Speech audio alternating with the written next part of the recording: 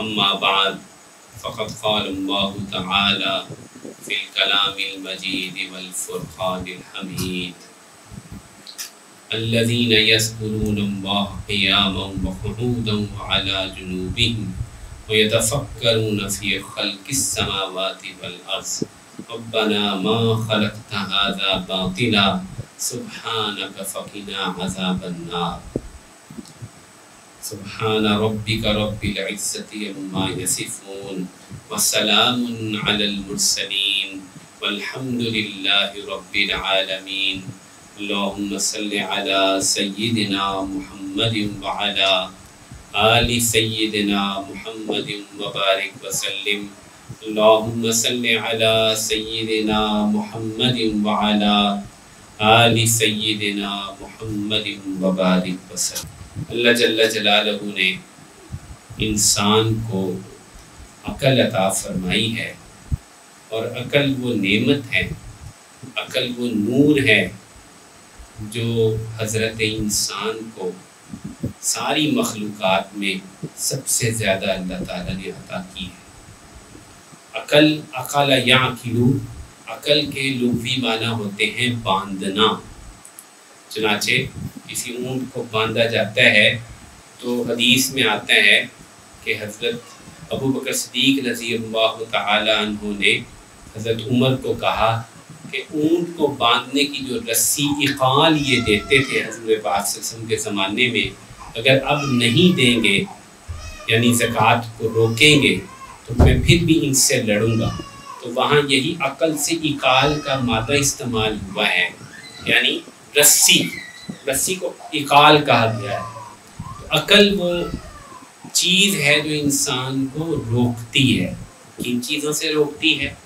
عقل کی بدولت انسان مضر چیزوں سے، نقصان دہ چیزوں سے، اپنے آپ کو ہلاک کر دینے والی چیزوں سے بچ جاتا ہے۔ چھوٹا بھی بچہ ہوتا ہے، اس کو بھی عقل ہوتی ہے، اگر آگے دریا ہو، نہر ہو تو کبھی بھی اس میں چھلانگ نہیں لگائے گا۔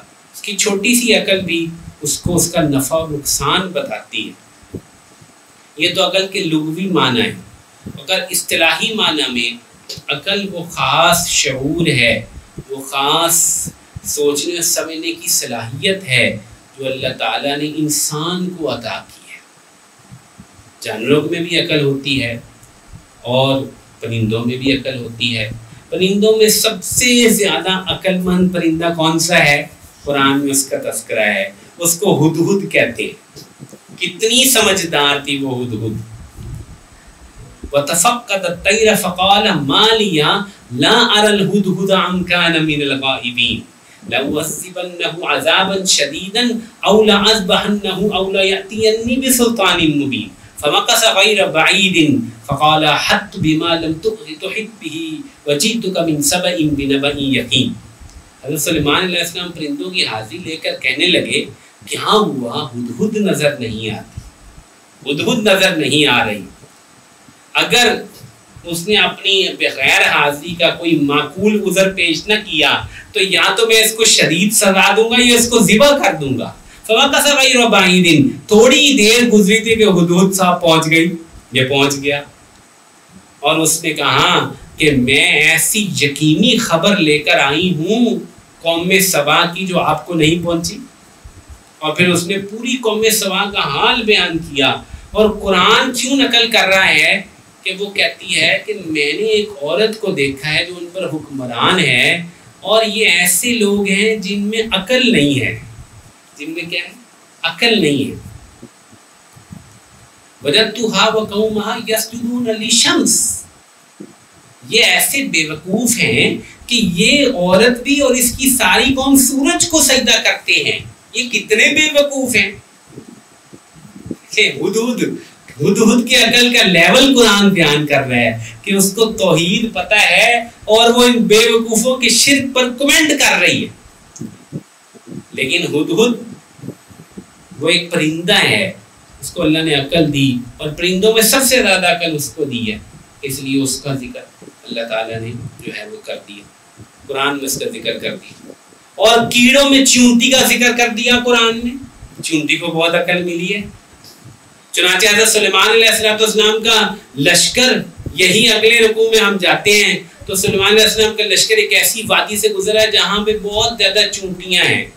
وہ چونٹی آواز لگا کے کہہ رہی ہے یا ایھا النمل ادخلوا مساکنکم لا یحطمنکم سلیمان وجنودہ وهم لا یشعرون. اے چونٹیوں جلدی سے بلوں میں گھس جاؤ، سلیمان علیہ السلام کا لشکر آ رہا ہے، کہیں وہ تمہیں کچل نہ دے. فتبسم ضاحکا من قولها، حضرت اس کا قول، اس کی بات سن کر ہنس پڑے. چونٹی کو بھی اللہ نے عقل دی، ہدہد کو بھی عقل دی، اور جانوروں میں اللہ تعالیٰ نے بہت سارے جانوروں کو بہت زیادہ عقل جو ہے وہ عطا فرمائی. بلی کو اللہ تعالیٰ نے بڑی سمجھ دی ہے. اس وجہ سے رسول اللہ صلی اللہ علیہ وسلم نے، اب ترمذی شریف کی روایت ہے کہ بلی کے بارے میں فرمایا کہ گھروں میں یہ طوافات ہیں، گھروں میں چکر لگاتی ہیں، ان کے بارے میں زیادہ جو ہے وہ اندیشہ نہ کیا. کتے کو تو نجس العین قرار دے دیا لیکن بلی کی اجازت دے دی. ابو ہریرہ رضی اللہ عنہ نے ایک بلی پال لی، ہر جو ہے وہ بلے کو کہتے ہیں، تو آپ نے فرمایا یا ابا ہریرہ ہے بلی کے باپ. تو وہ لقب ایسا مشہور ہوا. سب سے بڑے محدث اعظم 5374 حدیثیں روایت کی، لقب ابو ہریرہ، اصل نام کوئی جانتا نہیں. 20 اقوال ہیں جو ہم دور حدیث میں پڑھاتے ہیں، اصل نام کوئی جانتا نہیں. تو اللہ جل جلالہ کی شان دیکھیے، اللہ تعالیٰ نے ہدہد کو عقل دی، اللہ تعالیٰ نے چونٹی کو عقل دی، اللہ تعالیٰ نے بلی کو عقل دی، لیکن ان کی عقل کا کوئی مقابلہ نہیں انسان کی عقل سے. کیوں؟ انسان کو اللہ نے اس لیے اتنی عقل دی کہ انسان وہ واحد مخلوق ہے جس سے سوال ہونا ہے توحید کی، اللہ کی پہچان کی، اللہ کی معرفت کے بارے میں. تم نے مجھے پہچانا کہ نہیں پہچانا؟ اللہ کو پہچاننا ہے تو بہت بڑی عقل چاہیے، بہت بڑی عقل چاہیے، بہت بڑی سوچ چاہیے، بہت بڑی معرفت چاہیے. اس لیے اللہ تعالیٰ نے اتنی زیادہ عقل دی انسان کو کہ انسان کی عقل، کوئی مخلوق اس عقل کا مقابلہ نہیں کر سکتا. عقل دینے والے اللہ تعالیٰ ہیں. اس عقل کو، انسان کی عقل کو اللہ تعالیٰ نے لب کے نام سے یاد کیا. فاتقونی یا اولی الالباب. لب کہتے ہیں مغز کو اور خلاصے کو. تو یہ عقل پوری انسانیت کا لب ہے، خلاصہ ہے. کہاں مجھی سے ڈرو اے عقل والو.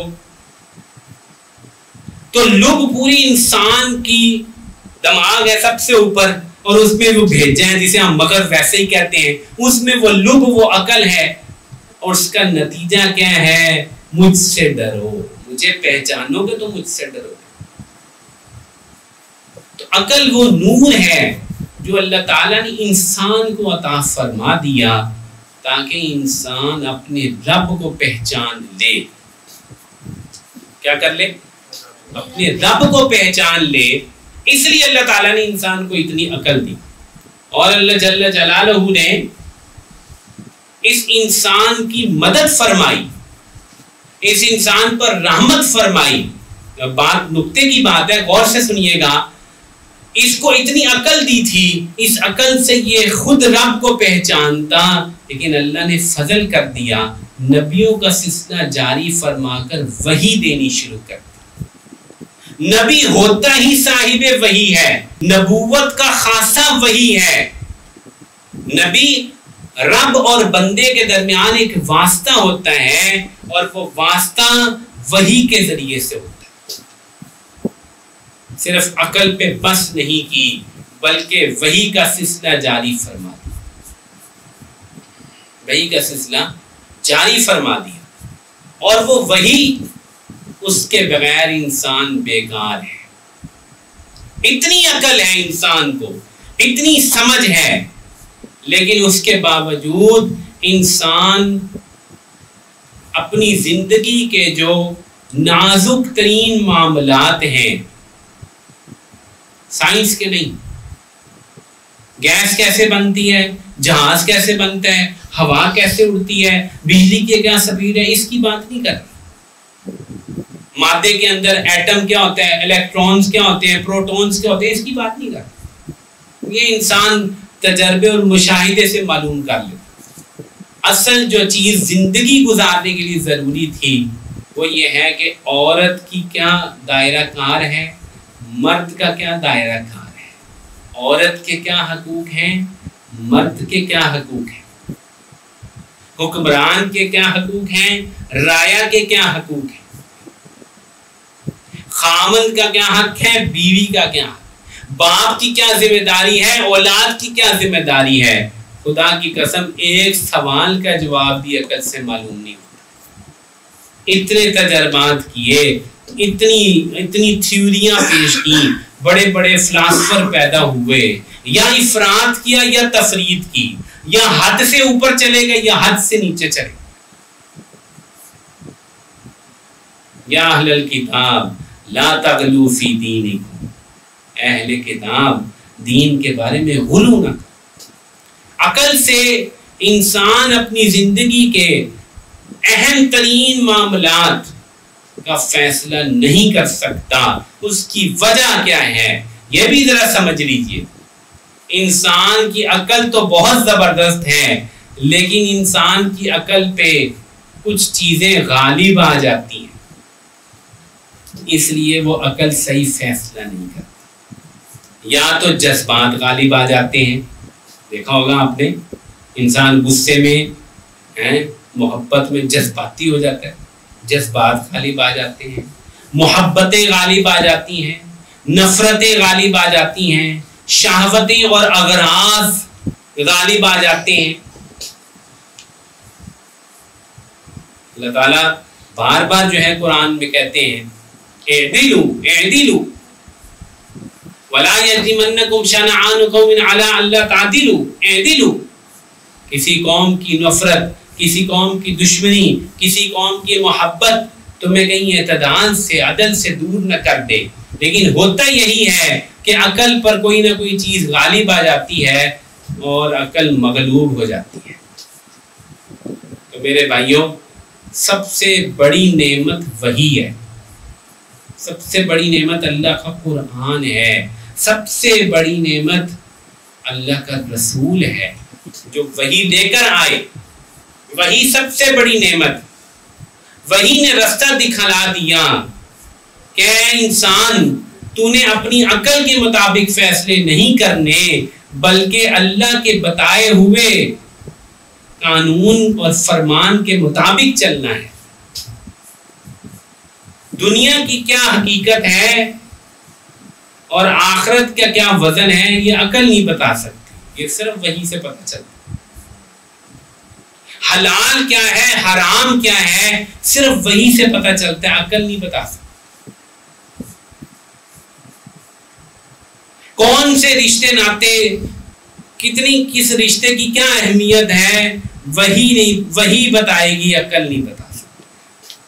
آباؤکم و ابناؤکم لا تدرون ایہم اقرب لکم نفعا، فرمایا یہ باپ اور تمہارے بیٹے، تم نہیں جانتے ان میں سے کون تمہارے لیے کتنا زیادہ نفع بخش ہے۔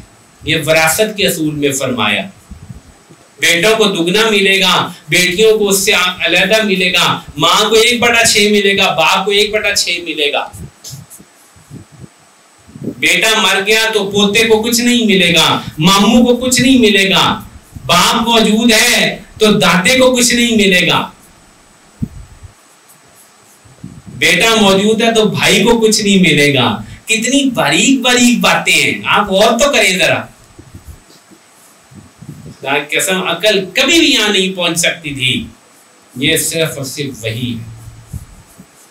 اور ہم خوش نصیب ترین لوگ ہیں جو اس وحی کے حامل ہیں، جن کے پاس یہ وحی اصلی حالت میں قرآن موجود ہے۔ اللہ جل جلالہ نے اسی قرآن میں فرمایا کہ انسانوں کی 2 قسمیں ہیں، انسانوں کی 2 قسمیں ہیں۔ ایک وہ قسم ہے جو ماننے والی قسم ہے، جو ایمان لانے والی قسم ہے، اور دوسری وہ قسم ہے جو مانتے نہیں، جو ایمان نہیں لاتے۔ چنانچہ ان دونوں کی عقل بھی اللہ نے واضح کر دی۔ پہلا گروہ جو کہ کفار ہیں، جو کہ اکثریت میں ہیں، ان کی عقل کی پرواز، ان کی عقل کا دائرہ کار صرف اور صرف دنیا ہے، بس دنیا کے آگے جو چیزیں غیب میں ہیں وہ ان کو نظر نہیں آتی، کچھ پتہ نہیں، کچھ پتہ۔ چنانچہ ارشاد فرمایا قل هل ننبئكم بالاخسرین اعمالا الذین ضل سعیهم فی الحیاۃ الدنیا وهم یحسبون انهم یحسنون صنعا، فرمایا میں بتاؤں نا سب سے زیادہ خسارہ کن لوگوں کو ہے جو ساری کوشش دنیا کے لیے کر رہے ہیں اور سمجھتے کہ ہم بڑی محنت، بڑا شاندار کام کر رہے ہیں، کچھ بھی حاصل نہیں۔ انہوں نے دنیا کے لیے سب کچھ لگا دیا، اپنا بہترین وقت، اپنی بہترین صلاحیت، جوانی، اپنی قوت، اپنی طاقت، سب کچھ لگا رہے ہیں صرف دنیا کے لیے، ان سب سے زیادہ نقصان اٹھا رہے ہیں۔ ان کی عقل صرف اور صرف دنیا سوچتی ہے۔ ذالک مبلغہم من العلم، فرمایا ان کی عقل کی انتہا صرف دنیا ہے، یہ دنیا والی عقل ہے، صرف دنیا کو سوچنا ہے، دنیا کا فائدہ، دنیا کا مفاد۔ یہ تو کافروں کا ذکر تھا، یہ کیا ہو گیا؟ آج مسلمان بھی بالکل اسی سوچ پہ آ گیا۔ یقین مانیے سب سے بڑا نقصان اور خسارہ ہمیں جو اٹھانا پڑا جب غیروں نے ہم پہ حکمرانی کی، جب یہ جدید تعلیم آئی، جب یہ ڈگریوں کی دوڑ لگی، جب یہ انڈسٹریل ایج شروع ہوا، سب سے بڑا مسئلہ پتہ کیا ہے؟ انسان نے اپنی تمام محنت اور کوشش کا محور اور مقصد پیٹ کو بنا لیا۔ بس ہم اس لیے زندہ ہیں کہ ہم نے کمانا ہے اور ہم نے کھانا ہے۔ کسی نوجوان بچے سے پوچھیں بیٹا آپ کیا کرنا چاہتے ہیں؟ میں یہ ڈگری کروں گا، پھر کیا کریں گے؟ جاب کروں گا، سی او لگ جاؤں گا، کہیں بڑی جاب ملٹی نیشنل میں جاب کروں گا، پھر کیا کریں گے؟ پیسے کماؤں گا، گاڑی لوں گا، شادی کروں گا، کوٹھی بناؤں گا، بس ختم، صرف پیٹ۔ انگریز جب آئے تھے تو ایک شاعر ہوا کرتے تھے اکبر اعلی آبادی، الہ آباد بڑی مشہور جگہ ہے، ایک بڑے مشہور شعر ہے، وہ انہوں نے کہا احباب کیا کارے نمایاں کر گئے، احباب کیا کارے نمایاں کر گئے، BA کیا نوکر ہوئے پینشن لی اور مر گئے۔ یہ بھی کوئی زندگی ہے؟ نوکری، ڈگری، پیٹ کے گرد سارا نظام گھوم رہا۔ تو یہ سب سے بڑا خسارہ یہ ہوا کہ مسلمان کا بچہ، یہ مسلمانوں کی نسلیں یہ صرف اور صرف دنیا کے چند مزوں کی خاطر اپنی ساری زندگی کی محنت لگا رہی ہیں۔ اس سے بڑھ کر بھی کوئی نقصان ہوگا؟ اتنا قیمتی انسان، اتنی بڑی عقل، وہ صرف چند ٹکوں کی خاطر ضائع کر دیا اس کو۔ اللہ اکبر۔ پچھلی معلوم تاریخ میں کبھی بھی ایسا نہیں ہوا تھا کہ انسان صرف روزی روٹی کمانے کو اپنی زندگی کا مقصد بنا لے۔ کل میں ایک بزرگ کے پاس بیٹھا ہوا تھا، ان کی عیادت کے لیے گیا تھا، وہ کہنے لگے آج کل جتنے بھی لوگ ہیں وہ سارے بڑے وظیفے پڑھتے ہیں، وظیفیہ نے بڑا کام خراب کیتا ہے۔ وہ تو خیر پہلے سے اس بات کو سمجھتا ہوں، میں نے کہا حضرت اور وضاحت فرمائیں۔ کہا بس ہر بندہ کوئی اولاد کے لیے، کوئی نوکری کے لیے، کوئی رشتے کے لیے، کوئی سٹیٹس کے لیے وظیفے لے رہا، دل پہ دل وظیفے پاڑے، نہ اللہ پر یقین نہ آخرت پر یقین۔ کہا مسلمانوں کو وظیفوں نے مار دیا، اس چیز کا وظیفہ دے دو، اس چیز کا وظیفہ دے دو، مجھے بھی دن میں کوئی 10-12 میسج تو آتے ہیں، حضرت جی اس کا وظیفہ بتا دو، اس کا وظیفہ بتا دو. نماز پڑھنی کوئی نہیں، کہتا میرا لڑکا ہو جائے کوئی وظیفہ بتا دو، میری نوکری مل جائے مجھے وظیفہ بتا دو. یعنی کہ ہماری پیٹ کی خاطر ہماری محنت کا حال یہ ہے کہ ہم دنیاوی ڈگریاں بھی لیتے ہیں، ساتھ ساتھ اللہ کا نام بھی تسمیہ بھی پھیرتے ہیں، مقصد صرف دنیا ہے، مجھے ڈگری مل جائے میری شادی ہو جائے. کتنے ہی نوجوانوں کو ہم شادی کا وظیفہ بتا چکے ہیں. فرض پڑھتا نہیں ہے، اسے کہتے ہیں یہ اس طرح جو ہے وہ نفل پڑھ کے یہ وظیفہ کرنا ہے، وہ کری جا رہا ہے. سبحان اللہ، شادی کا وظیفہ، اولاد، محبوب کو قدموں میں گرانے کے وظیفے چل رہے ہیں. حرام کی محبت ہو اس سے کیا اللہ راضی ہوں گے؟ بتاؤ. اور وظیفے لے رہے اور اللہ کا نام جو ہے اس سے کسی عورت کو کھینچنا، کسی ڈگری کو کھینچنا، یہ بھی کوئی بات ہے یار؟ اس سے بڑھ کے بھی گھٹیا کام کوئی ہوگا؟ اللہ کا نام اسی لیے رہ گیا تھا. تو توہین ہے.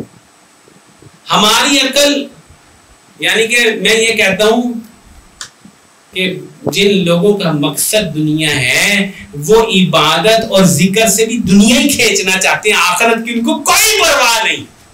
افسوس، جس دن اس کا کام پورا ہوا وہ سارے وظیفے ختم. چلو جی کام ہو گیا، بس وظیفے ختم.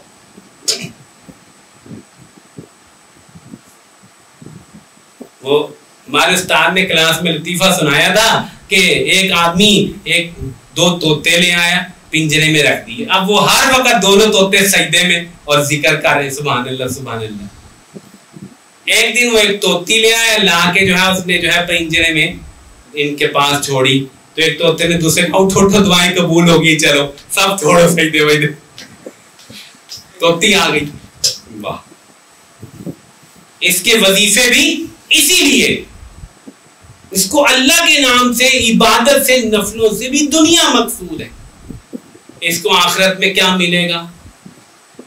میرے بھائیوں، یہ کافروں کی سوچ تھی، یہ کافروں کی عقل تھی. دنیا دار من لا دار لہ ومال من لا مال لہ وَلَهَا يَجْمَعُ مَا لَا عَقْلَ لَهُ. ترمذی کی روایت ہے، اللہ کے نبی فرمایا دنیا اس کا گھر ہے جس کا آخرت میں گھر کوئی نہیں. یہودیوں کے بارے میں اللہ جل جلالہ نے فرمایا یود احدہم لو یعمر الف سنہ، ان میں سے ہر ایک یہ چاہتا ہے کہ وہ 1000 سال زندہ رہے. 1000 سال کی اس نے پلاننگ کر رکھی ہے، مرنا ہی نہیں چاہتا. آج وہی دنیا کی محبت اور دنیا کی عقل، دنیا کے لیے سوچ، یہ سب مسلمانوں میں آ گئی. رسول اللہ صلی اللہ علیہ وسلم نے چاہت فرمایا اللہم لا تجعل الدنیا اکبر ہمنا ولا مبلغ علمنا ولا غایت رغبتنا. اے اللہ، لا تجعل الدنیا اکبر ہمنا، دنیا کو ہمارا سب سے بڑا غم نہ بنا دے. ولا مبلغ علمنا، اللہ ہمارے علم کی انتہا دنیا کو نہ بنا دینا. ولا غایت رغبتنا، ہماری محبت اور شوق کی غایت دنیا کو ہی نہ بنا دینا. شوق ہیں، جذبے ہیں، ارمان ہیں تو سب دنیا کے، سب دنیا کے ارمان ہیں. یہ بھی کر لیں، یہ بھی حاصل کر لیں، یہ مزے بھی لے لیں، یہ بھی کھا لیں، یہ بھی پہن لیں، یہ بھی مزے اڑا لیں. سب سے زیادہ عقل مند تو اللہ کے نبی ہیں، اور عقل مندوں کے سردار تو رسول اللہ صلی اللہ علیہ وسلم ہیں. اور جو جماعت انہوں نے تیار کی تھی صحابہ کرام کی، ان سے زیادہ عقل مند کوئی تھا ہی نہیں. زیادہ عقل مند کوئی پیدا ہی نہیں ہوا. وہ ایسے عقل مند تھے، تو ایسی عقل اللہ نے دی تھی، ایسی معرفت ان کو اللہ تعالیٰ نے عطا فرمائی تھی.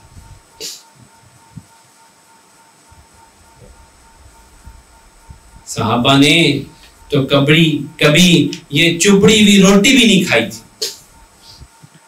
انہوں نے کبھی یہ دیکھی بھی نہیں تھی. رسول اللہ صلی اللہ علیہ وسلم، حضرت عائشہ کی فرمان ہے، مسلم کی روایت ہے، آپ اس دنیا سے تشریف لے گئے، آپ نے چھاننا نہیں دیکھا تھا جس میں یہ گندم کو چھان لیا جاتا ہے، ویسے ہی وہ تنکوں کے ساتھ ہی وہ گندم کی روٹی کھا لیتے تھے۔ لیکن وہ اتنی عقل رکھتے تھے، ان کی اتنی پرواز تھی کہ وہ دنیا میں ہوتے ہوئے اللہ کا عرش دیکھتے تھے۔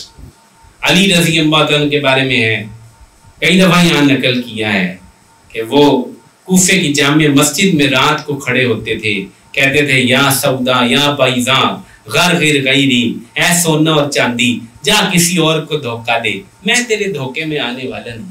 وہ قرآن کی آیات کو ایسا سمجھتے تھے کہ ایک ایک آیت سمجھتے تھے، ایک ایک آیت کی کیفیت ان پر طاری ہوتی تھی۔ جنت کی آیتیں پڑھتے تھے تو وہ جنت پہنچ جاتے تھے، جہنم کی آیات ان کے سامنے آتی تھی، جہنم کا نقشہ ان کے سامنے آ جاتا تھا۔ وہ کامل العقل تھے، اس لیے اللہ تعالیٰ نے ان کے بارے میں فرمایا ان الذین آمنوا وعملوا الصالحات اولئک هم خیر البریہ جزاؤہم عند ربہم جنات عدن تجری من تحتہا الانہار خالدین فیہا ابدا رضی اللہ عنہم ورضوا عنہ۔ بے شک یہ لوگ جو ایمان لائے اور نیک اعمال کیے یہ مخلوق میں سب سے بہترین ہیں، ان کے لیے اللہ تعالیٰ نے ہمیشہ کے باغات اور جنت پیدا کی ہیں۔ اللہ ان سے راضی ہو چکا ہے، اللہ ان سے راضی ہو چکا ہے۔ یہ ہے صحابہ کی عقل کا معیار کہ وہ اس دنیا سے آگے ماورا ہو چکے تھے، دنیا سے آگے دور دیکھ رہے تھے۔ کیا کامل العقل تھے صحابہ۔ ام سلیم رضی اللہ تعالیٰ عنہ کا بچہ فوت ہو گیا، ابو طلحہ انصاری ان کے خامن تھے، وہ کہیں سفر سے آئے تھے، بچہ فوت ہو گیا تھا، خامن سفر سے آیا تھا، انہوں نے ان کے لیے کھانا تیار کر دیا، کھانا پیش کیا، بچے کے فوت ہونے کا نہیں بتایا، اپنے آپ کو آراستہ کیا ہوا تھا کہ خامن اتنے دیر بعد سفر سے آیا ہے۔ خامن نے کھانے کے بعد اپنی دوسری حاجت بھی پوری کر لی، اس وقت بھی نہیں بتایا۔ تو حیران ہوتا ہوں کیا عورت، کیا مقام ہوگا۔ میں تو قسم سے حدیث پڑھتا ہوں میرا دل کرتا سلوٹ ماروں ام سلیم رضی اللہ عنہ کی عظمت کو، اس کی صبر کو، ان کے مقام کو، ان کی حکمت کو۔ جب خامن نے اپنا ساری مطلب براری کر لی تو کہا ابو طلحہ ایک بات تو بتاؤ، ذرا بات سننا، ذرا مسلم کی روایت سنا رہا ہوں، ابو طلحہ ایک بات تو بتاؤ۔ کہا جی۔ کہا اگر کسی کی امانت ہو اور وہ واپس لے لے تو ناراض، وہ واپس مانگے تو ناراض ہونا چاہیے یا اس کی امانت دے دینی چاہیے؟ کہا اس کی امانت دے دینی چاہیے۔ تو کہا کہ وہ جو بچہ اللہ نے ہمیں دیا تھا وہ اللہ کی امانت تھی، اللہ نے واپس لے لیا۔ اللہ اکبر۔ ابو طلحہ غصے میں آ گئے، فرمایا میرا بچہ فوت ہو گیا تھا، تو نے مجھے خبر ہی نہیں دی، اور تو نے مجھے، یعنی کہ میں ملوث ہو گیا، ناپاکی کی حالت میں آ چکے تھے، جنابت ہو گئی تھی۔ صبح رسول اللہ صلی اللہ علیہ وسلم کے پاس جا کر ساری بات پیش کی۔ آپ نے فرمایا ہے ابو طلحہ، آپ نے ام سلیم کے صبر کی اور ان کی عقل کی داد دی، اور آپ نے فرمایا ابو طلحہ اللہ تعالیٰ رات کے نطفے میں بڑی برکت دے گا۔ اس سے ابو طلحہ رضی اللہ عنہ کا بیٹا عبداللہ بن ابی طلحہ پیدا ہوئے۔ حضرت انس فرماتے ہیں اللہ کے نبی نے یہ فرمایا تھا کہ اللہ تعالیٰ اس رات کے نطفے میں برکت دے گا۔ عبداللہ بن ابی طلحہ کے 9 بیٹے ہوئے، سارے بڑے بڑے محدث ہوئے۔ اللہ اکبر۔ یہ کیا ہے؟ ہمارے جیسی کوئی اور ہوتے نا، وہ کہتی 3 سال دو، اس کو تو ڈپریشن کے دورے پاڑے ہوتے۔ یہ ابو طلحہ کی بیوی ام سلیم کی عقل ہے، یہ حکمت ہے، یہ چیزوں کی حقیقت کو پہچاننا ہے کہ یہ اللہ نے دی تھی، یہ اللہ کی امانت اس نے واپس لے لی۔ صحابہ جیسا کامل العقل کوئی نہیں ملے گا۔ ہم اپنے راستے پہ غور کریں، اپنی عقل پر ہم ماتم کریں کہ ہم اس کو کدھر لے کے جا رہے ہیں، ہم اس عقل کے گھوڑے کو درست کریں اور ہم اللہ سے حکمت مانگے، اللہ مجھے حکمت عطا فرما، ہم اللہ سے شکر مانگیں کہ اے اللہ مجھے شکر عطا فرما. جس کو حکمت ملی فقط اوتیا خیرن کثیرا، جس کو شکر ملا وقلیل من عبادی الشکور، تھوڑی بندے جو میرا شکر ادا کرتے ہیں وہ تو کمال کے بندے ہیں. اور اس سے بڑھ کر جس کو صبر ملا انما یوفی الصابرون اجرهم بغیر حساب. یہ صبر اور شکر اور حکمت یہ عقل کی معراج ہے. معراج میرے بھائیو جو عورتیں سن رہی ہیں، یہ معراج ہے عقل کی. اللہ ہمیں ان کا ذرہ ہی نصیب فرما دے، ہمیں وہ عقل دے اللہ کہ ہمارے پاس حکمت بھی ہو، صبر بھی ہو اور شکر بھی ہو. اور مومن ہوتا ہی وہ ہے جس میں صبر اور شکر کمال درجے کا ہوتا ہے. اللہ تعالیٰ نے فرمایا ان فی ذالک لآیات لکل صبار شکور. یہ صبار صبر سے مبالغے کا صیغہ ہے، انتہائی زیادہ صبر کرنے والا مومن. اور شکور بھی مبالغے کا صیغہ ہے، انتہائی زیادہ شکر کرنے والا یہ مومن ہوتا ہے. اس کو چونکہ حکمت ملی ہوتی ہے اس لیے صبر اور شکر کا یہ پیکر ہوتا ہے، صبر اور شکر کا مجسمہ ہوتا ہے. یہ ہے عقل اور یہ ہے حکمت، اور یہ ہے اس کے دو، جیسے یہ تنا ہے عقل و حکمت اور اس کے دو بڑی شاخیں صبر اور شکر ہے. اور اللہ کے نبی نے فرمایا کہ یہ مومن ہی کا نصیب ہے، مومن کا نصیب ہے بس، کسی کافر کا نصیب نہیں، کسی منافق کا نصیب نہیں کہ اس کو صبر اور شکر اس کے اندر جمع ہو جائے. یا وہ بے صبرہ ہوگا یا ناشکرہ ہوگا. اور یہ بہت بڑی آفتیں ہیں. ہم اللہ تعالیٰ سے مانگا کریں، دعائیں کیا کریں، اے اللہ مجھے عقل دے، اے اللہ مجھے حکمت عطا فرما، مجھے صبر اور شکر عطا فرما، اور اپنی رضا پر راضی رہنے کی توفیق نصیب فرما.